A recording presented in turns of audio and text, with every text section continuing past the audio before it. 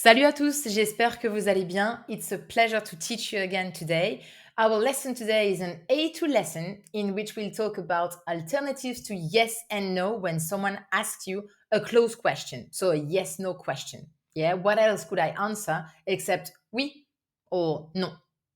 Before we start doing that, I'm very excited to give you some Lingoni news today. For those of you who already know the web application lingoni.com, and for the future learners with Lingoni, I would like to let you know that we have launched a brand new web application. We optimized the former one, and I'd like to share with you the new features of this web application. The first thing is that, and I think that's a very important part of it, it's now much easier and nicer to use on your phone. Okay, so it's not a phone app, but it's now designed in a way that you can easily learn and practice and do your exercises from a PC, but also from your phone. It should be much nicer to use it this way. Yeah. Another thing is that the trial we offer, which used to be a 7-day free trial, is no longer a 7-day free trial. So you can have all the time you need to enjoy this trial. This trial is giving you access to 3 lessons, 3 vocab section, and 1 podcast for free, obviously. Another thing is that we have a very nice pronunciation tool, but it was not designed in the past for iOS, meaning that all the Apple user couldn't use this pronunciation tool online, and that's a bit of a shame. It's now okay to use it with any kind of phone, so that's great. This is a tool that allows you to practice, obviously, your pronunciation and compare it to a native speaker. So you repeat a sentence and you check if your pronunciation is close to the native speaker pronunciation. It's quite nice, actually, and quite fun. Another important thing is that we no longer have chronological order.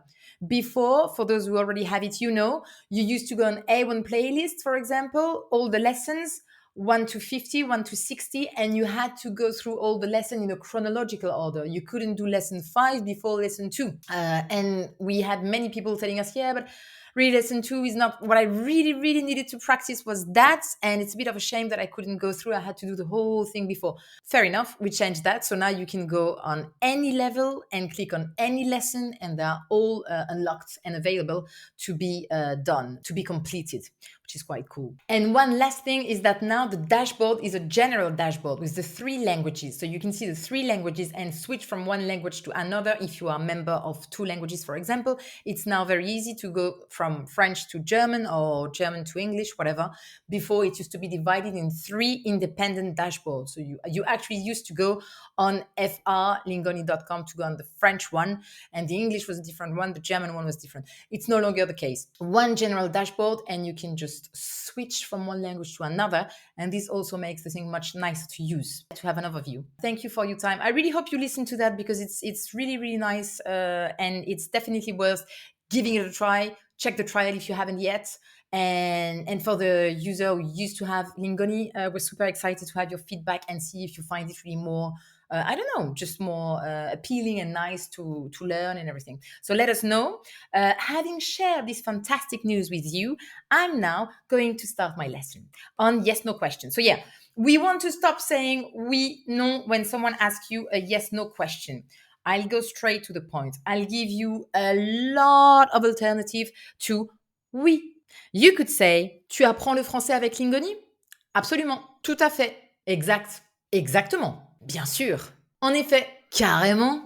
All these are more or less formal alternatives to oui, more informal. Carrément, total, totalement, c'est clair, clairement. And things like, bien sûr, évidemment, sans aucun doute.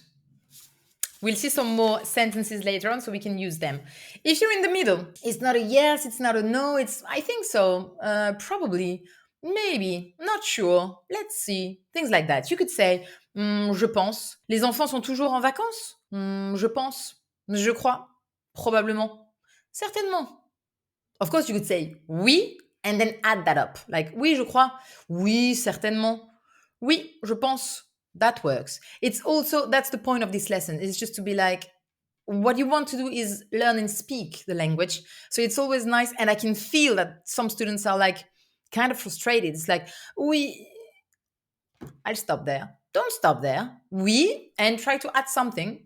Oui, probablement. Oui, je crois. Oui, certainement. Oui, absolument. Tout à fait. There is also, ça dépend. Vous partez en vacances cet été? It's not a yes. It's not a no. Ça dépend. Ça dépend si on trouve un hôtel pas trop cher, for example.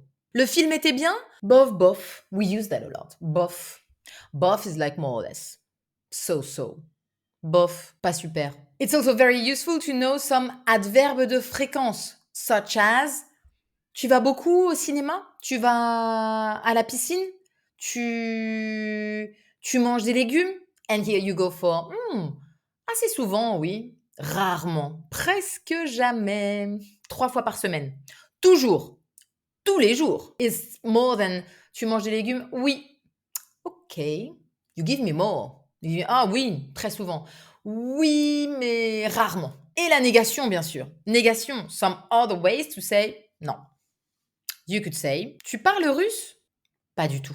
Tu connais cette chanteuse? Absolument pas. Tu penses que tu pourras venir demain? Impossible. It's a no, but it's a no that says that it won't be possible actually. Impossible. You're telling me more than just non.